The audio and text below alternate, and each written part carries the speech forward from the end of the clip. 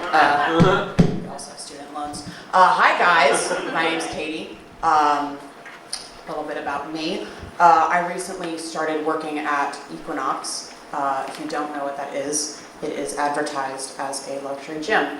But when I'm working there, all I can see is just people erotically picking things up. I work front desk, and I always make eye contact with people, and it's always, I look up, and I just catch their eye, and it's always the bend down, the glutes. They're always working the glutes when I see them. That's basically what happens at my job. If you've never heard of Equinox, you should look up the video. It's called Equinox Made Me Do It. And in the video, there are a lot of things, a few of which, it starts off, there are two men, naked, running, I don't know where. There is a woman rowing a boat, not athletically. I think she is fighting for her life. And then at the end, it's just two men crawling out of the trunk of a car. And then it goes black. And then it just says, Equinox made me do it. I get paid $12 an hour to work here. And when you work there, you get an all-access membership. So what that means is I can work out at any Equinox in the country, except for the premier ones, because you are not rich enough to run on our treadmill.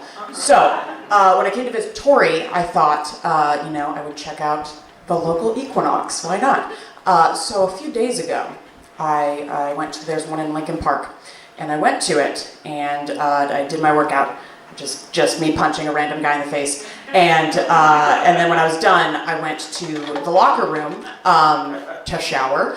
And then on my way to the shower, I passed, they have a sauna there. And they don't have a sauna at my location. So I thought, I will check out the sauna.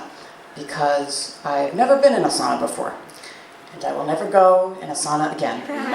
Because I do not enjoy feeling like I am trapped in a house fire with nobody coming to save me. For the 25 seconds that I was in this room, I felt like I was in a bunker. And an earthquake had just fallen on me. And I couldn't get out. And the only thing I have is a pail of water with a big spoon in it. But I can't drink the water because it's fucking hot. So all I can do is just ladle it. And for some reason, there's a metal heater in this bunker. And I can just pour it on there and just watch it suck up the only life source that I have. So, membership starting at $150 a month, join today. I believe Tori mentioned earlier, I am from the Big Apple, not to be confused with a Big Apple. That joke never gets a good response, but I will stand by it till the day I die, because every single one of you just imagined me living in a ginormous fruit. So, I have been living there for 2 years. I go to school there. And when you're young and living in New York, you always get the question from friends at home, what's it like living in New York? And I always answer with the same answer, because the most interesting thing I think I've realized since moving to New York, there are a lot of different kinds of people in New York. You might have heard the term melting pot. But every single person in New York can come together on the same opinion. There's 8 million people, 5 boroughs. They can all come together on the same idea. And that is that pop country music sucks. It's not good.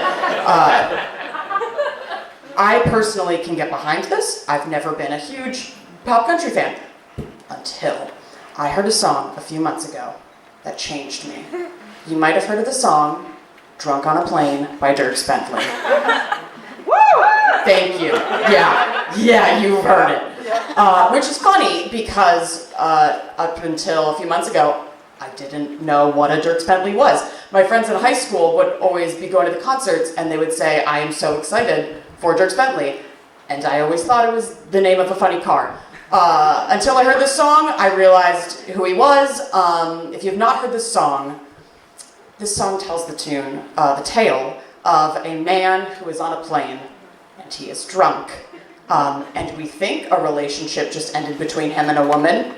But we don't know, because he never explains it. The only things that are for certain in Drunk on a Plane, he is drunk, he is on a plane, he is in seat 7A, he's being a little rapey with the stewardess, and he is sure to tell you that he buys drinks for every person on the plane, except for the pilot, because the #1 concern of Dierks Bentley's demographic is flight safety.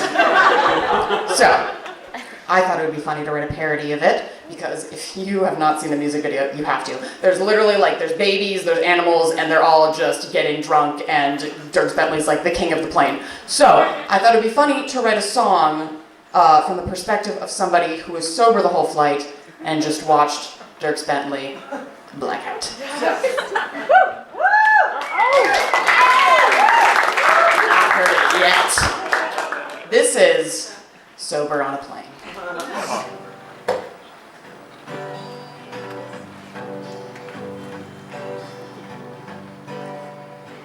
It was my first vacation since the rough divorce.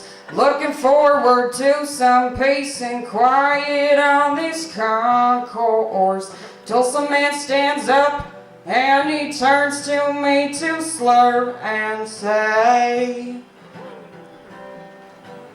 I'm getting drunk on a plane. What did he just say? Why won't he stop staring over my way? All I wanna do is relax and watch some Bridesmaids. Come get this guy off this plane, spilling drinks on everybody but the pilot. It's all sticky, jumping, running, strutting, crashing, while the seatbelt sign is flashing. Told the stewardess she was sexy, don't think he knows that's not a lady. Some chick left him at the altar, took my phone and then he called her.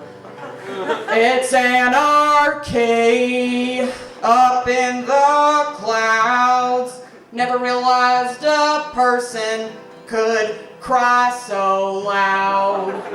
It's pretty plain next time I'm taking the train.